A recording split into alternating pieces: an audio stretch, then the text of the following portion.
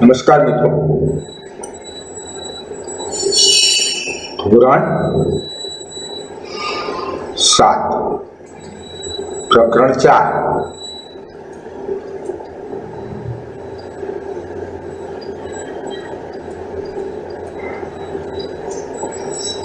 સાદા સમીકરણ।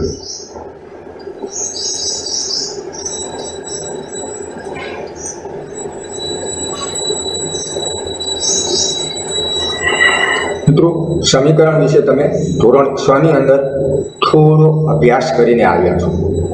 ત્યાં તમે સમીકરણ બનાવતા અને સમીકરણનો બીજ એટલે કે સાદા સમીકરણનો ઉકેલ મેળવવાની થોડી માહિતી પણ મેળવી હતી।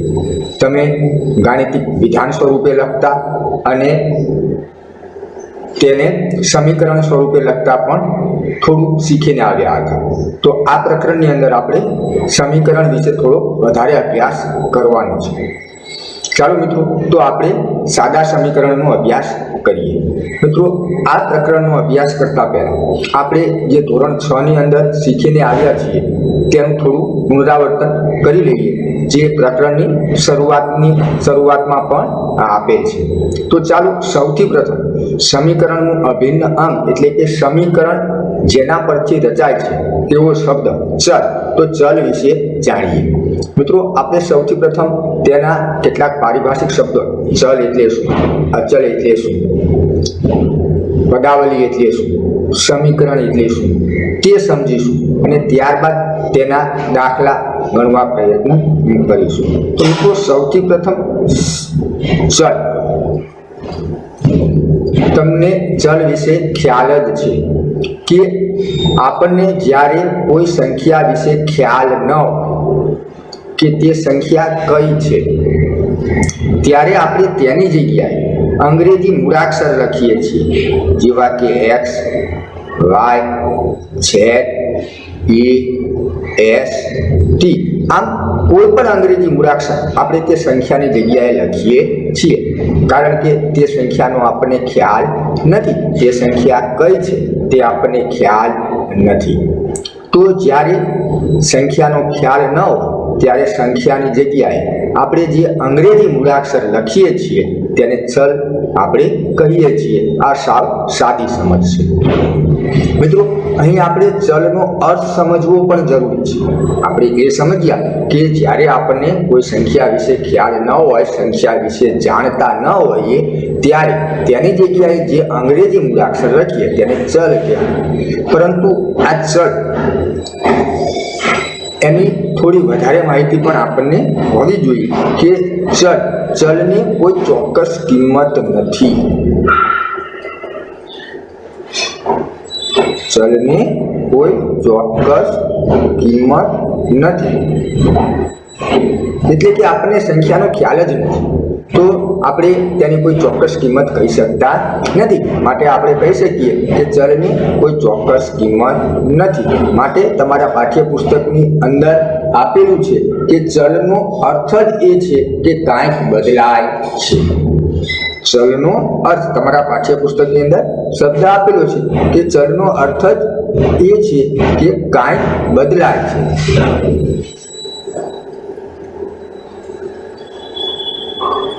એટલે કે ચલની અલગ અલગ કિંમત આપણે લઈ શકીએ છીએ, માટે કાંઈક બદલાય છે એવો અર્થ આપેલો છે। તો તમને ખ્યાલ આવ્યો હશે કે ચલ એટલે અંગ્રેજી મૂળાક્ષર જે આપણને સંખ્યાનો ખ્યાલ ન હોય ત્યારે લખવામાં આવે છે તેને ચલ કહેવાય। એની કોઈ ચોક્કસ કિંમત નથી અને આપણે એમ પણ કહી શકીએ ચલ એટલે કાંઈક બદલાય છે, તેની કિંમત બદલાય છે। હવે મિત્રો, આ ચલનો ઉપયોગ કરી અને આપણે પદાવલી અને સમીકરણની રચના કરી શકીએ છીએ।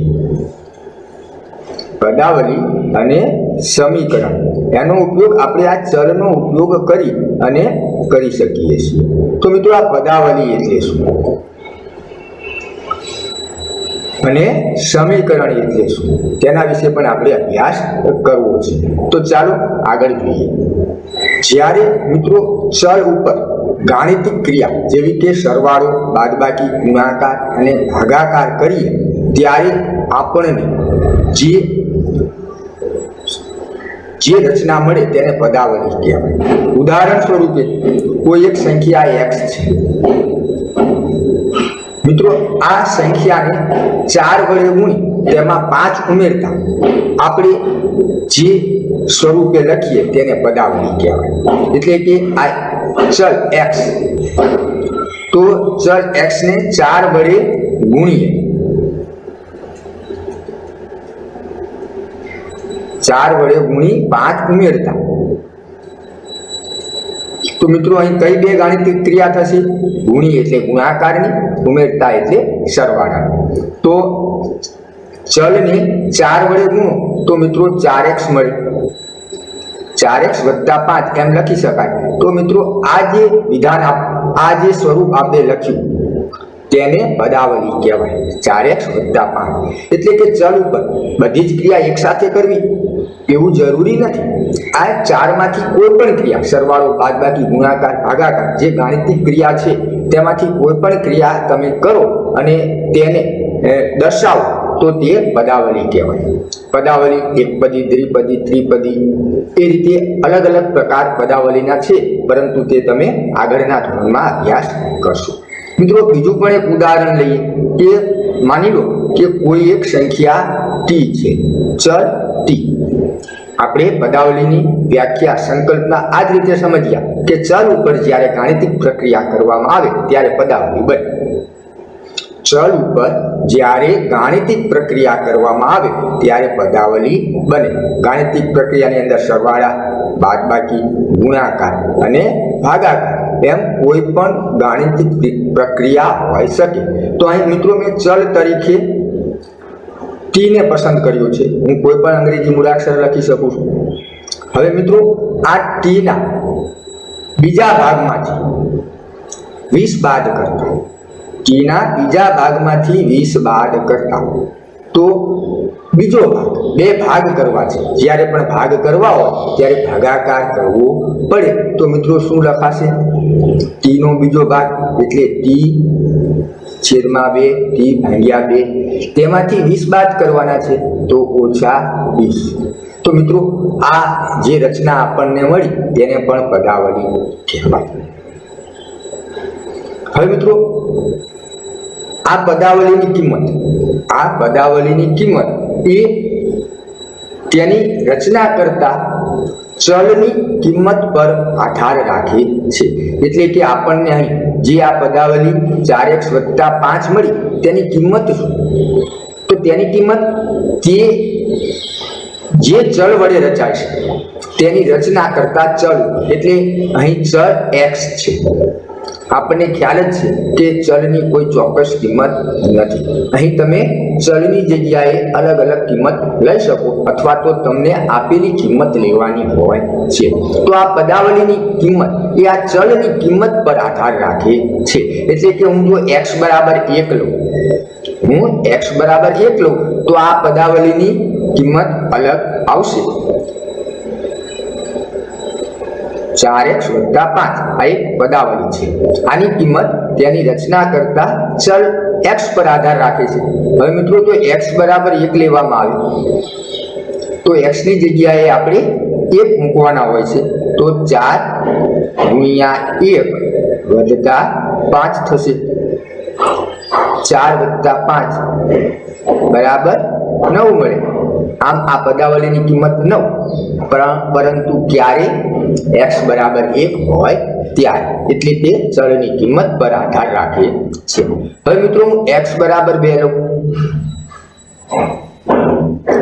તો 4 ગુણ્યા 2 વત્તા 5 થશે. x ની જગ્યાએ આપણે 2 લખવા જોઈએ. તો મિત્રો 4 દુ 8 વત્તા 5, તો આપણને આ પદાવલીની કિંમત 13 મળશે. આમ ચલની કિંમત બદલાય ત્યારે પદાવલીની કિંમત પણ બદલાય છે. એટલે આપણે કહી શકીએ કે પદાવલીની કિંમત એ ચલની કિંમત પર આધાર રાખે છે. મિત્રો અહીં મેં 4x લખેલ છે. તો આ 4x માં જે 4 લખેલ છે, આ 4 એ ચલ સાથે ગુણાયેલ છે.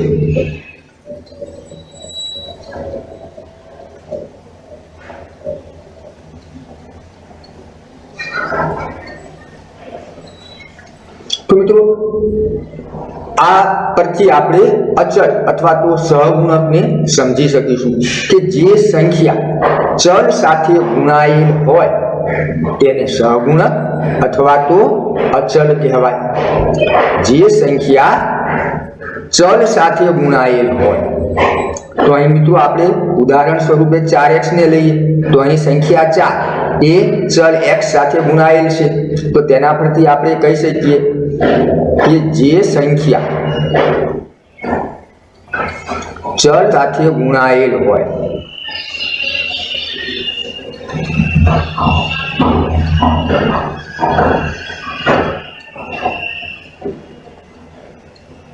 તેને સહગુણક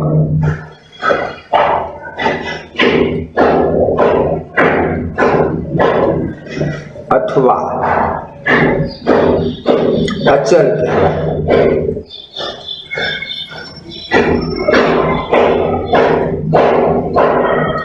મિત્રો સહ એટલે સાથે અને ગુણક એટલે ગુણાય. તો જે સંખ્યા ચલ સાથે ગુણાયેલ છે તેને સહગુણક કહેવાય અથવા તો અચલ પણ કહેવાય. હંમેશા મિત્રો ચલ અને અચલને જ્યારે સાથે લખવાના હોય ત્યારે હંમેશા અચલ આગળ લખાય અને ચલ પાછળ લખાય. જેમ મેં અહીં લખેલ છે 4x એટલે અહીં અચલ અથવા તો સહગુણક આગળ છે અને ચલ પાછળ છે. તે જ રીતે મારે 9a તો અહીં 9 એ અચલ છે, એ ચલ છે. અચલ હંમેશા આગળ લખાય, સહગુણક હંમેશા આગળ લખાય. આ વાતનો પણ તમારે ખ્યાલ રાખવાનો છે. તો મિત્રો આપણે ચલ એટલે શું, અચલ એટલે શું, પદાવલી એટલે શું એ જોઈ ગયા. હવે આપણે સમીકરણ એટલે શું તેના વિશે પણ જાણીએ. મિત્રો અગાઉ આપણે જોઈ ગયા કે ચલની મદદથી પદાવલી અને સમીકરણની રચના થાય છે. એટલે કે સમીકરણની અંદર અને પદાવલીની અંદર ચલ આવવો જરૂરી છે. ઓછામાં ઓછો એક ચલ હોવો જોઈએ. તો આપણને ખ્યાલ આવ્યો કે ચલ એની કોઈ ચોક્કસ કિંમત નથી, તેની કિંમત બદલાય છે. તેને ચલ કહીએ છીએ, તેને અંગ્રેજી મૂળાક્ષર વડે દર્શાવીએ છીએ. તો મિત્રો હવે સમીકરણ એટલે શું? તો મિત્રો સૌથી સરળ ભાષામાં કહેવું હોય તો કહી શકીએ કે સમીકરણ એ ચલ પરની શરત છે. સમીકરણ એ ચલ પરની શરત છે.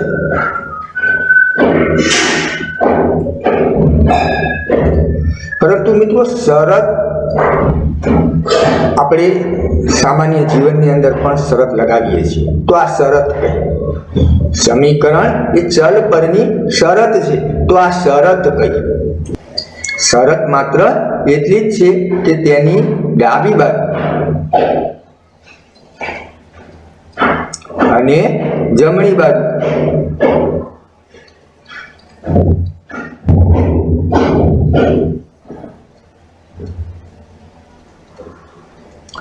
સમાન હોવી જોઈએ, એટલે કે સરખી હોવી જોઈએ.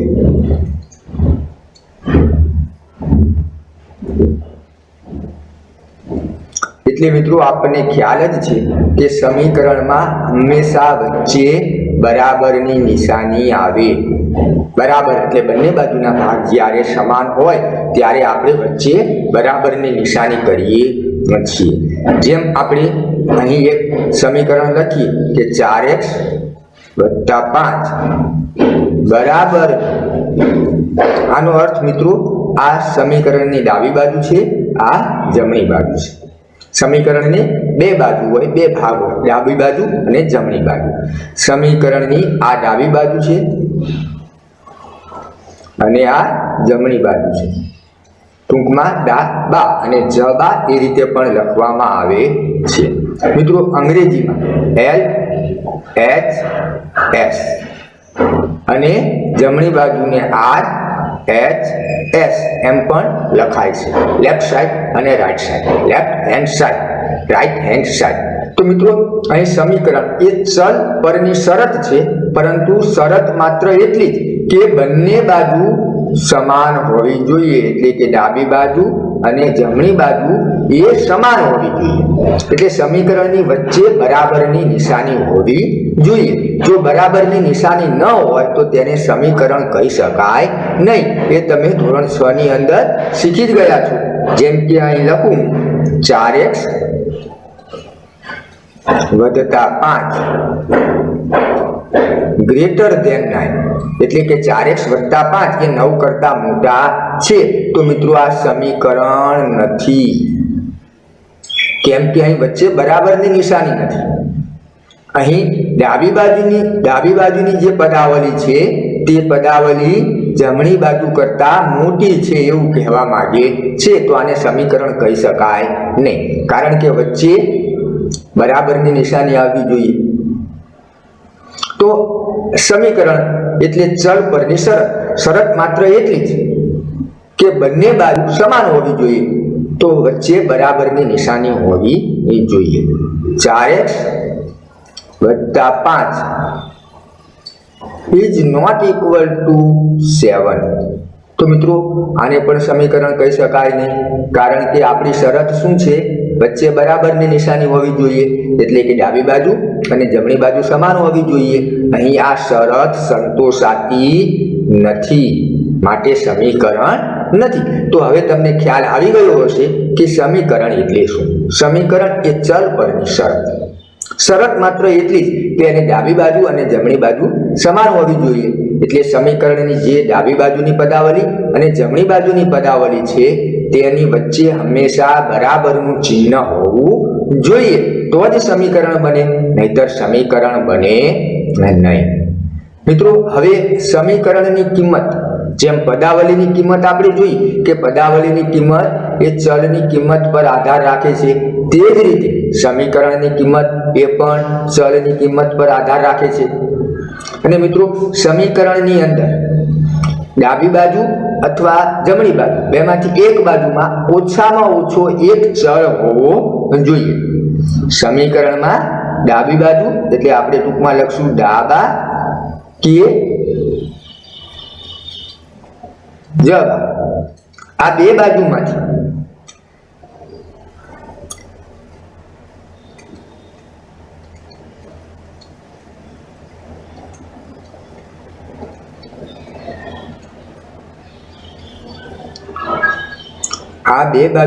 કોઈ પણ એક બાજુની અંદર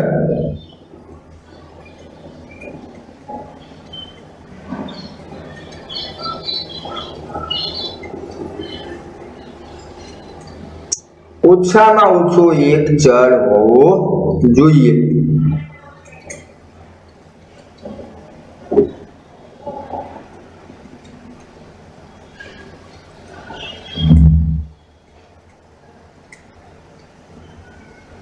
કારણ કે આપણે જોઈ ગયા કે ચલ પરથી જ પદાવલી અને સમીકરણ રચાય છે। તો મિત્રો ચલ હોય જ નહીં તો તેને સમીકરણ કહેવાય નહીં, ઓછામાં ઓછો એક ચલ હોવો જોઈએ। આપણે સામાન્ય રીતે 4x વત્તા 5 બરાબર 9, 7p વત્તા 3q બરાબર 11 આ રીતના સમીકરણોનો વધારે અભ્યાસ કર્યો છે। એટલે કે ડાબી બાજુના ભાગમાં ચલ આપેલા હોય અને જમણી બાજુના જે ભાગ છે તે અચલ હોય, એટલે કે અચલ પદાવલી હોય। પરંતુ મિત્રો બધા જ સમીકરણમાં આવું હોય તે પણ જરૂરી નથી, બંને બાજુ પણ ચલ હોઈ શકે। જેમ કે અહીં હું લખી શકું 4x વત્તા 5 બરાબર 3s વત્તા 11, 3s વત્તા 11,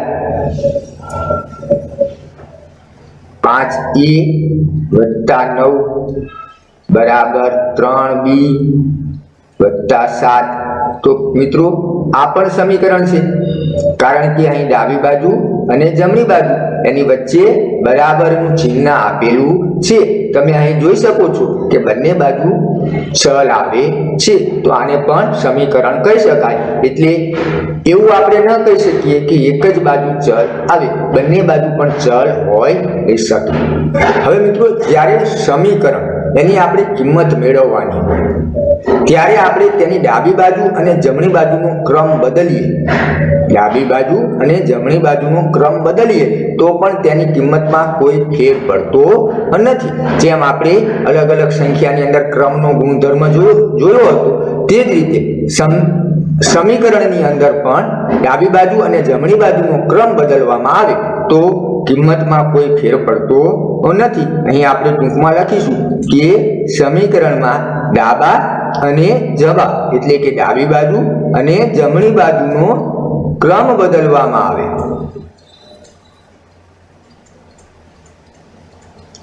ક્રમ બદલતા તેની કિંમતમાં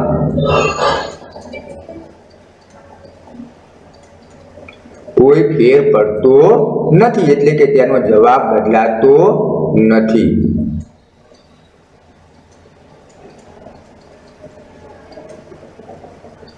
અહીં એક ઉદાહરણ આપું તમને કે 3a વત્તા 5 બરાબર 4b વત્તા 6. આ એક મેં સમીકરણ અહીં લખ્યું છે. તમે જોઈ શકો છો કે અહીં 3a વત્તા 5 એ ડાબી બાજુ છે અને 4b વત્તા 6 એ જમણી બાજુ છે. હવે મિત્રો એવું નિશ્ચિત નથી કે 3a વત્તા 5 ને જ ડાબી બાજુ લખવા. અહીં આપણે જમણી બાજુ જે પદાવલી લખેલી છે તેને પણ ડાબી બાજુ લખી શકીએ અને તેની પદાવલીનો ક્રમ બદલાવીએ, એટલે કે ડાબી બાજુની જે પદાવલી છે તેને જમણી બાજુ લખીએ અને જમણી બાજુની જે પદાવલી છે તેને ડાબી બાજુ લખીએ તો તેની કિંમતમાં કોઈ ફેર પડતો નથી. જેમ કે અહીં લખું છું 4b વત્તા 6 બરાબર 3a વત્તા 5. મિત્રો, આ એ જ સમીકરણ છે. સમીકરણ બદલાયું નથી, માત્ર મેં ડાબી બાજુ અને જમણી બાજુનો ક્રમ બદલ્યો છે, માટે તેની કિંમતમાં કોઈ ફેર પડશે નહીં. તો ચાલો મિત્રો, હવે તમારા પાઠ્યપુસ્તકની અંદર આપેલ ઉદાહરણો પરથી સમીકરણને વધુ સમજવા પ્રયત્ન કરીએ. સૌથી પ્રથમ ઉદાહરણ 1 છે, જેમાં વિધાનોને સમીકરણ સ્વરૂપે લખવાના છે. ઉદાહરણ 1, વિધાનોને સમીકરણ સ્વરૂપે લખો. એની અંદર 4 વિધાનો આપેલા છે, તેને તમારે સમીકરણ સ્વરૂપે લખવાના છે. સૌથી પ્રથમ વિધાન આપેલ છે કે x ના 3 ગણા અને 11 નો સરવાળો 32 છે. મિત્રો, આ અહીં લખ્યું તે વિધાન છે. ધોરણ 6 ની અંદર આપણે શીખી ગયા છીએ કે આને વિધાન કહેવાય. હવે આ વિધાનને મારે સમીકરણ સ્વરૂપે દર્શાવવું છે. તો અહીં તમે જોઈ શકો છો કે x એને ચલ કહેવાય.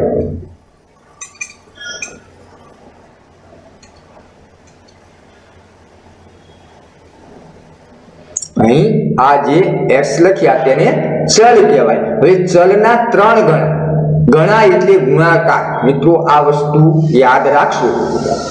ગણા એટલે ગુણાકાર. તો x ના 3 ગણા કરવા એટલે તેને 3 વડે ગુણવા.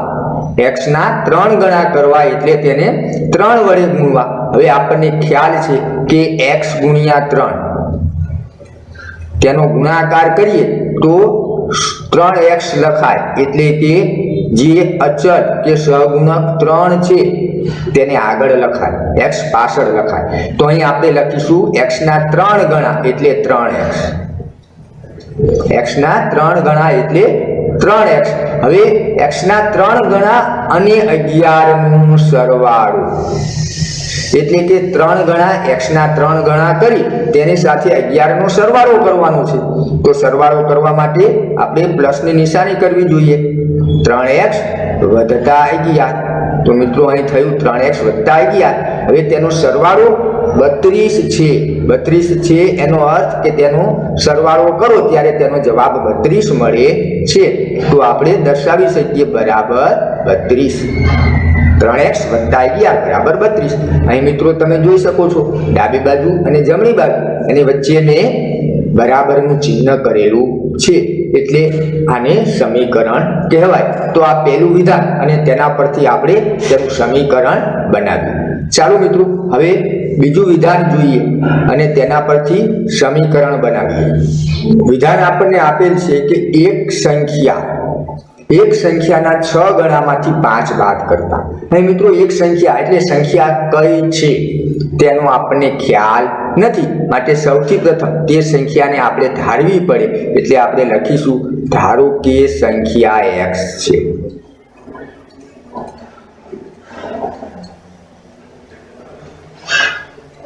મિત્રો ચલ સ્વરૂપે કોઈ પણ અંગ્રેજી મૂળાક્ષર લખી શકાય, પરંતુ સૌથી વધારે મૂળાક્ષર x નો ઉપયોગ ચલ સ્વરૂપે દર્શાવવા માટે થાય છે। એટલે હું એવું નથી કહેતો કે તમારે x જ લખવા જોઈએ, કોઈ પણ મૂળાક્ષરનો ચલ તરીકે ઉપયોગ કરી શકાય। સૌથી વધારે કયો મૂળાક્ષર x નો ઉપયોગ કરવામાં આવે છે। તો આપણે અહીં સંખ્યાનો ખ્યાલ નથી, એટલે આપણે તે સંખ્યાની જગ્યાએ ધારી લીધી કે ધારો કે તે સંખ્યા x છે। હવે આ સંખ્યાના 6 ગણા કરવાના છે। 6 ગણા કરવા એટલે 6 વડે ગુણવા, તો x ને 6 વડે ગુણતા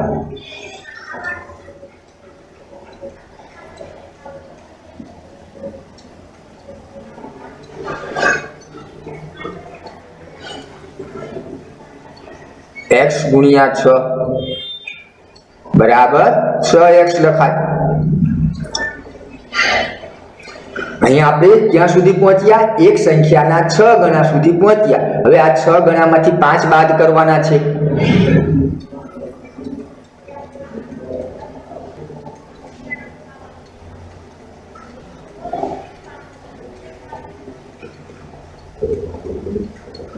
શું લખાય મિત્રો? 6x - 5। હવે તેમાંથી 5 બાદ કરો ત્યારે જવાબ શું મળે? 7 મળે। માટે આપણું સમીકરણ આ નિશાનીને માટે કહેવાય મિત્રો। 6x - 5 બરાબર 7 આ આપણું સમીકરણ થશે। મિત્રો અહીં આ લખેલ બધી જ ગણતરી કરવી જરૂરી નથી, તમારે લખવું જરૂરી નથી। તમે જો સીધો જ તમને ખ્યાલ આવી જાય કે આ રીતે સમીકરણ રચી શકાય છે, તો તમે તે વિધાન ઉપરથી સમીકરણ સીધું જ લખી શકો છો। અહીં મેં લખેલ છે કે x ને 6 વડે ગુણતા 6x મળે, 6 ગણામાંથી 5 બાદ કરતા 6x - 5 મળે। આ લખવું જરૂરી નથી, આ તો માત્ર સમજ માટે અહીં લખેલ છે। ચાલો હવે આપણે ત્રીજું વિધાન જોઈએ। મિત્રો ત્રીજું વાક્ય આપેલ છે કે m નો ચોથો ભાગ એ 7 કરતા 3 વધારે છે।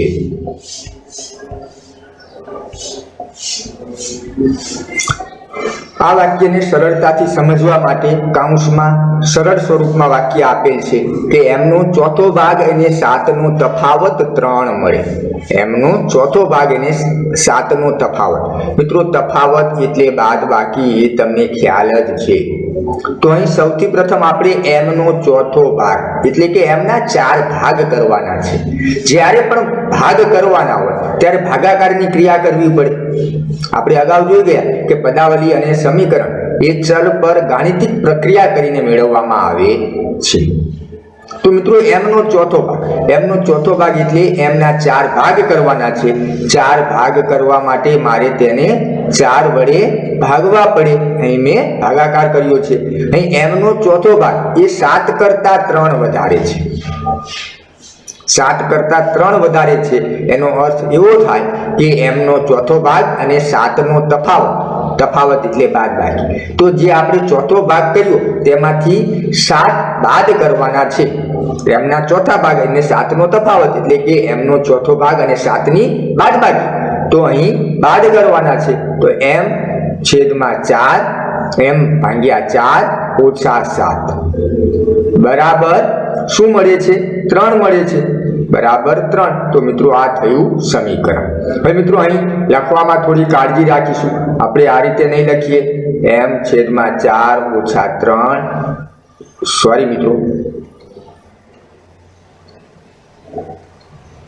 -7 बराबर 3। आ रीते नहीं लखीए कि आ रीते पण नहीं लखीए m/4 - 7 बराबर 3। मित्रों m/4 - 7 જ્યારે ભાગાકારની ક્રિયા દર્શાવવા માટે વચ્ચે જે આપણે રેખાખંડ કે લીટી કરીએ છીએ બરોબર તેની લાઈનમાં જ આપણે ગાણિતિક ક્રિયાની નિશાની કરીશું। તો આ ત્રીજું વિધાન હતું જેને આપણે સમીકરણ સ્વરૂપે દર્શાવ્યું। ચાલો છેલ્લું વિધાન એટલે કે ચોથું વિધાન જોઈ લઈએ કે એક સંખ્યાના ત્રીજા ભાગમાં 5 ઉમેરતા 8 મળે। મિત્રો આ વિધાન તો સરળ જ છે એટલે કે તમે સરળતાથી સમજી શકો તેવું જ આ વિધાન છે। સૌથી પ્રથમ આપણને એક સંખ્યા એટલે સંખ્યાનો ખ્યાલ નથી માટે આપણે લખીશું ધારો કે સંખ્યા x છે।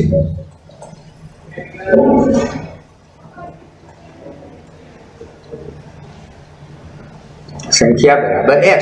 હવે આ સંખ્યાનો ત્રીજો ભાગ કરવાનો છે। ત્રીજો ભાગ કરવો એટલે તેને 3 વડે ભાગવા।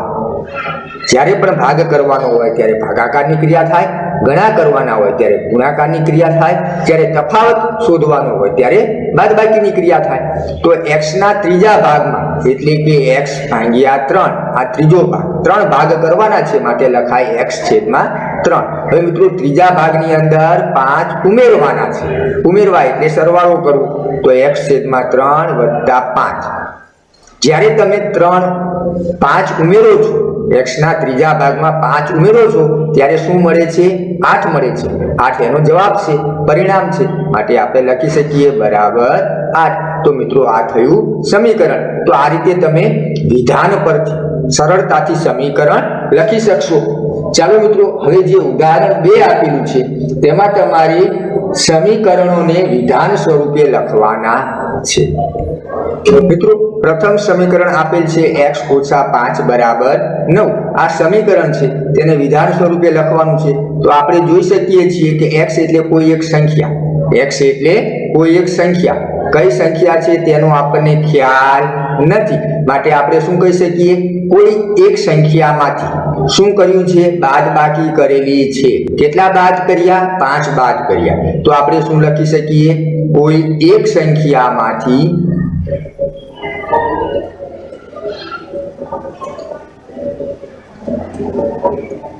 5 બાદ કરતા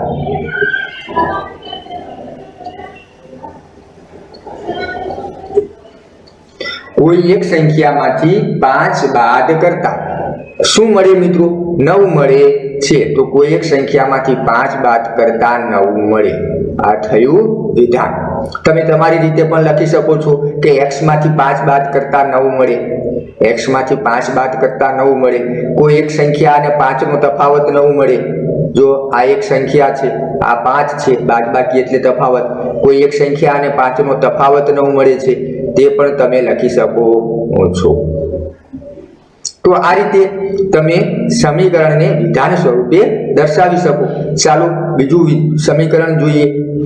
મિત્રો અહીં ચલ તરીકે p આપેલ છે। ચલ એટલે કોઈ એક સંખ્યા, જે સંખ્યાનો આપણને ખ્યાલ નથી। તો તમે ધ્યાનપૂર્વક અવલોકન કરશો તો તમને ખ્યાલ આવશે કે ચલ સાથે સંખ્યા ગુણાયેલ છે। કઈ સંખ્યા ગુણાયેલ છે? 5 ગુણાયેલ છે। તો આપણે એમ કહી શકીએ કે કોઈ એક સંખ્યાના 5 ગણા કર્યા છે। ગુણાકાર કરવો એટલે ગણા કરવો। જે સંખ્યા સાથે, જેટલી સંખ્યા સાથે ગુણ્યા હોય તેટલા ગણા કર્યા કહેવાય। તો આપણે અહીં તેનું વિધાન લખી શકીશું કે p ના 5 ગણા કરતા અથવા તો કોઈ એક સંખ્યાના 5 ગણા કરતા।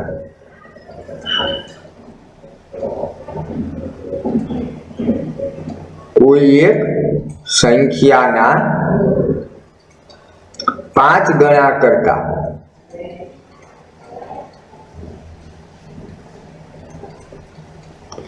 શું મળે છે મિત્રો? 20 મળે। તો આપણે લખીશું 20 મળે। કોઈ એક સંખ્યાના 5 ગણા કરતા 20 મળે અથવા તો આપણે p ને 5 ગણા કરતા 20 મળે એમ પણ લખી શકીએ। તો આ રીતે તમે તમારા શબ્દોની અંદર પણ સમીકરણને વિધાન સ્વરૂપે દર્શાવી શકો છો। ચાલો ત્રીજું જે સમીકરણ આપેલું છે તે જોઈએ। મિત્રો અહીં ચલ તરીકે n અંગ્રેજી મૂળાક્ષર લખેલ છે।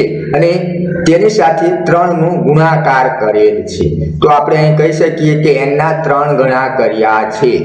n ના 3 ગણા કર્યા છે એટલે આપણે લખીશું કોઈ એક સંખ્યાના 3 ગણા કરી. હવે 3 ગણા કર્યા બાદ કઈ ક્રિયા કરી છે? સરવાળા.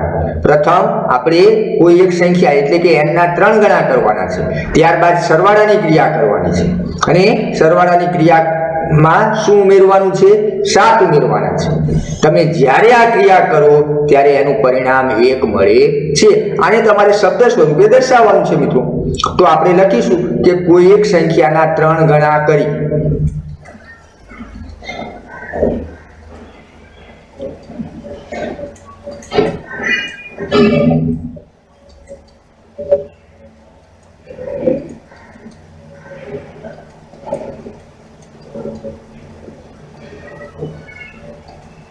મિત્રો અહીં મેં કોઈ એક સંખ્યાના 3 ગણા કરતા એમ લખ્યું નથી, એની જગ્યાએ એમ લખ્યું કે કોઈ એક સંખ્યાના 3 ગણા કરી. કેમ? હજુ આપણે આગળ ક્રિયા કરવાની છે, અહીં ક્રિયા પૂરી થતી નથી, માટે ભાષામાં આપણે આ રીતે લખવું જોઈએ કે કોઈ એક સંખ્યાના 3 ગણા કરી 7 ઉમેરવાની ક્રિયા કરવાની છે. 7 ઉમેરતા.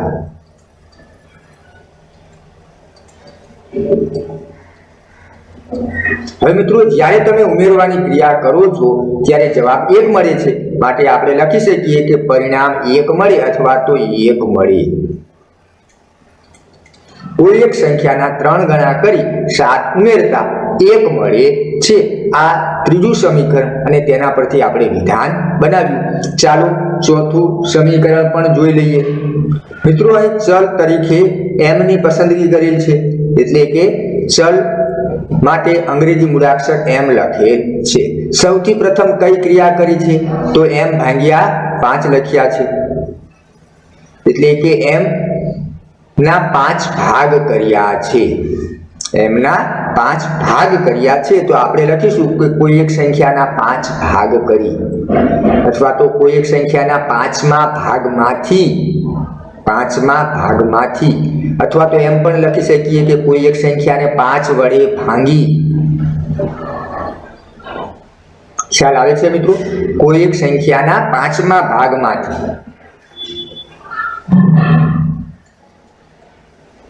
કોઈ એક સંખ્યાના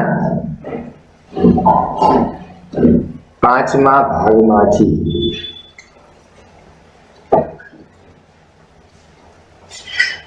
ભાગ કર્યા બાદ તફાવત એટલે કે બાદબાકીની ક્રિયા કરી છે, તો 5મા ભાગમાંથી 2 બાદ કરતા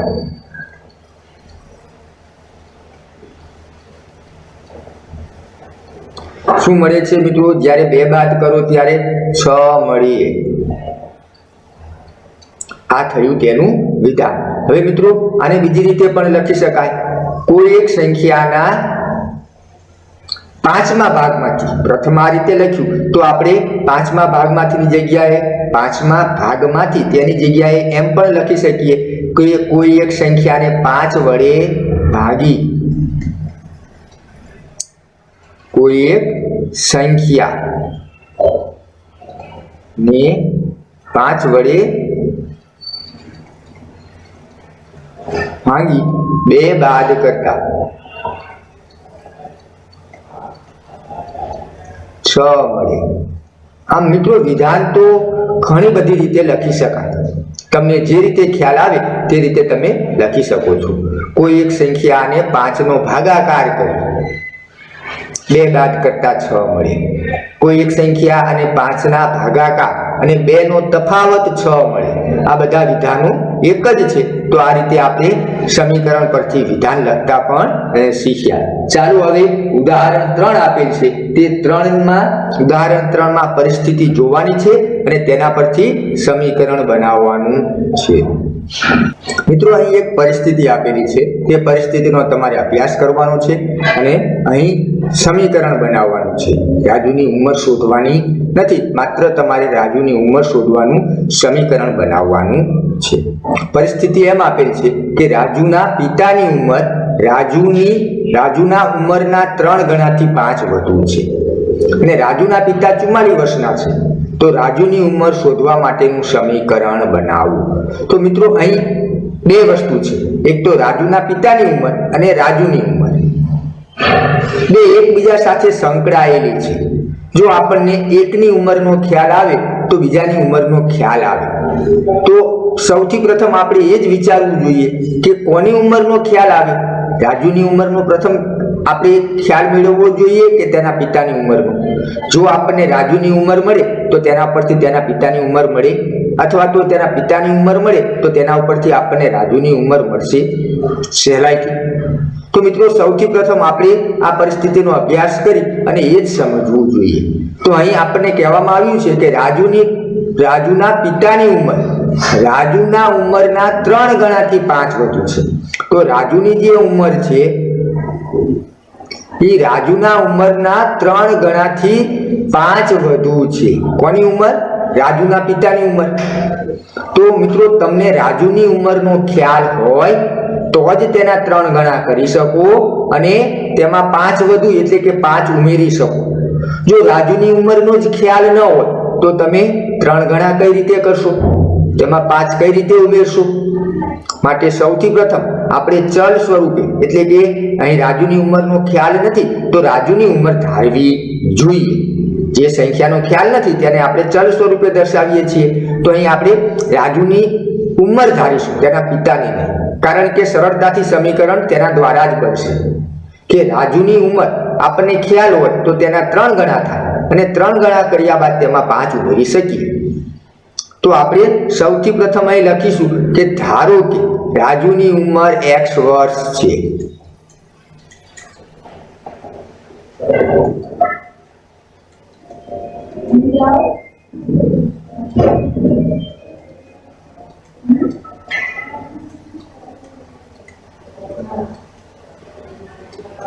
આપણને ખ્યાલ નથી એટલે તે ઉંમરને x વડે દર્શાવી, x વર્ષ છે. રાજુની ઉંમર x વર્ષ છે. હવે એના પિતાની ઉંમર મેળવવા માટે આપણે શું કરવાનું છે? તેના સૌથી પ્રથમ રાજુની ઉંમરના 3 ગણા કરવાના છે. રાજુની ઉંમરના 3 ગણા કરવાના છે અને 3 ગણા કરી અને 3 ગણાથી પણ 5 વધુ છે એટલે કે એમાં 5 ઉમેરવાના છે. તો રાજુના પિતાની ઉંમર આપણે રાજુની ઉંમર પરથી લખી શકીશું. રાજુના પિતાની ઉંમર બરાબર સૌથી પ્રથમ શું કરીશું મિત્રો? રાજુની જે ઉંમર છે એના 3 ગણા કરીશું. તો રાજુની ઉંમર x ના 3 ગણા એટલે 3x લખાય. 3 ગણા એટલે 3 વડે ગુણવા, 3 આગળ લખાય. હવે 3 ગણાથી પણ 7 વધુ છે એટલે કે હજુ આમાં આપણે 7 ઉમેરવા, સોરી મિત્રો, 3 ગણાથી પણ 5 વધુ છે એટલે કે આ 3x માં હજુ આપણે 5 ઉમેરવા જોઈએ તો જ 5 વધે. તો 3x + 5 થશે. રાજુના પિતાની ઉંમર એ રાજુની ઉંમરના 3 ગણાથી 5 વધુ છે. હવે તેનેથી આગળના વાક્યમાં કહેવામાં આવ્યું છે કે રાજુના પિતાની ઉંમર 44 વર્ષ છે. રાજુના પિતાની ઉંમર 44 વર્ષની છે. આપણને એક પદાવલી આ પણ મળી કે રાજુના પિતાની ઉંમર 3x + 5 છે અને બીજા વાક્યમાં તેની ઉંમર 44 વર્ષ છે એમ પણ કહ્યું. તો મિત્રો એક જ વ્યક્તિની ઉંમર અલગ અલગ હોઈ શકે ખરી એક જ સમયે? ના મિત્રો, તો આ બંને વસ્તુ એક જ છે કે રાજુના પિતાની ઉંમર 3x +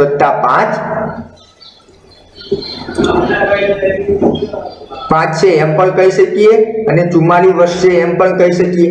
આ બંને સમાન જ છે માટે આપણે વચ્ચે શું લખી શકીએ? બરાબર. તો સમીકરણ બની ગયું 3x + 5 = 44.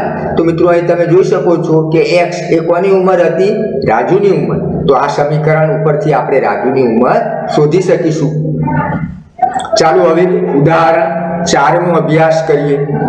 મિત્રો અહીં પરિસ્થિતિ આપેલી છે કે એક દુકાનદાર 2 પ્રકારની કેરીઓ વેચે છે. એક નાની અને બીજી મોટી છે. હવે મોટી પેટીમાં 8 નાની પેટી જેટલી અને બીજી 4 છૂટક કેરી સમાવી શકાય છે. તો દરેક નાની પેટીમાં આપેલી કેરીની સંખ્યા જાણવા માટેનું સમીકરણ રચો. અને તમને અહીં પરિણામ પણ આપેલું છે કે મોટી પેટીમાં આપેલી કેરીની સંખ્યા 100 છે. તો મિત્રો સૌથી પ્રથમ સમીકરણની અંદર તમારે થોડુંક વિચારવું પડશે કે સમીકરણ કઈ રીતે બનાવી શકાય. જો મિત્રો તમને સમીકરણ બનાવતા આવડી જશે તો કોઈ પણ સમીકરણનો દાખલો તમે સહેલાઈથી ઉકેલી શકશો. અહીં આપણને એ વસ્તુનો ખ્યાલ આવવો જોઈએ કે અહીં બે પેટી છે, નાની પેટી અને મોટી પેટી. તો આપણે કઈ પેટીની કેરીની સંખ્યા ધારીશું, જેના પરથી જે ધારેલી સંખ્યા પરથી આપણને બીજી પેટી મળશે. તો અહીં આપણે નાની પેટીની કેરીની સંખ્યા ધારીશું કે મોટી પેટીની, તેનો ખ્યાલ આવે તો સમીકરણ સહેલાઈથી બનાવી શકાય. તો મિત્રો અહીં તમે જોઈ શકો છો કે મોટી પેટીમાં અહીંયા શું લખેલું છે કે મોટી પેટીમાં 8 નાની પેટી જેટલી અને બીજી 4 છૂટક કેરી સમાવી શકાય છે. એટલે કે મોટી પેટીમાં 8 નાની પેટી અને બીજી 4 કેરી તમે સમાવી શકો છો. તો હવે મોટી પેટીમાં નાની પેટીને સમાવવાની છે તો તમને નાની પેટીનો ખ્યાલ હોય તો મોટી પેટીની અંદર કેટલી કેરી સમાવી શકાય તેનો ખ્યાલ આવી જાય. કારણ કે નાની પેટીની કેરી આપણે સામાન્ય રીતે એમ સમજી લઈએ કે નાની પેટીની અંદર નાની પેટીની અંદર 4 કેરી છે. જો આપણને એ સંખ્યાનો ખ્યાલ નથી, સમજવા માટે હું ઉદાહરણ આપું છું. એક નાની પેટીની અંદર 4 કેરી સમાય છે. તો હવે મોટી પેટીની અંદર કેટલી કેરી સમાશે? તો મોટી પેટીમાં 8 નાની પેટી સમાય છે, એટલે કે 8 ચોક 32 અને બીજી 4 એટલે 32 ને 4 36. તો મોટી પેટીમાં 36 કેરી હોય આપણને આરામથી મળી ગઈ. પરંતુ અહીં આપણને કેટલી કેરી છે તેનો ખ્યાલ નથી. તો જ્યારે પણ આપણને ખ્યાલ ન હોય ત્યારે આપણે તેને ચલ સ્વરૂપે લખીએ છીએ, એટલે કે સંખ્યા ધારી લઈએ છીએ. તો નાની પેટીની કેરીની સંખ્યા અહીં આપણે ધારવી જોઈએ કે ધારો કે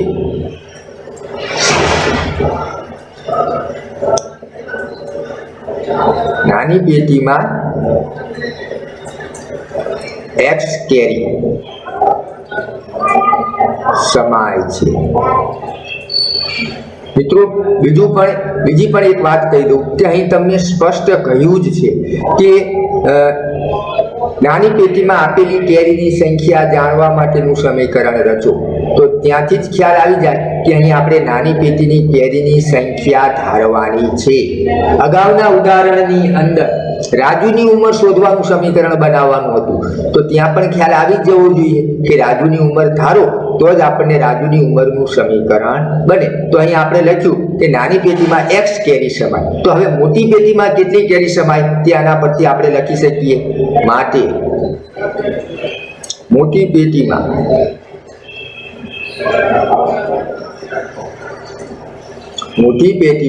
હવે નાની પેટી કેટલી સમાવી શકાય છે? 8. અને નાની પેટીની અંદર એક પેટીની અંદર કેટલી કેરી છે? x કેરી. એક પેટીમાં x કેરી હોય તો આ પેટીમાં કેટલી હોય? શું કરવું પડે? 8 ગણા કરવા પડે ને. એક પેટીમાં x કેરી તો 8 પેટીમાં કેટલી? તો x x x x એમ 8 વખત લેવી પડે.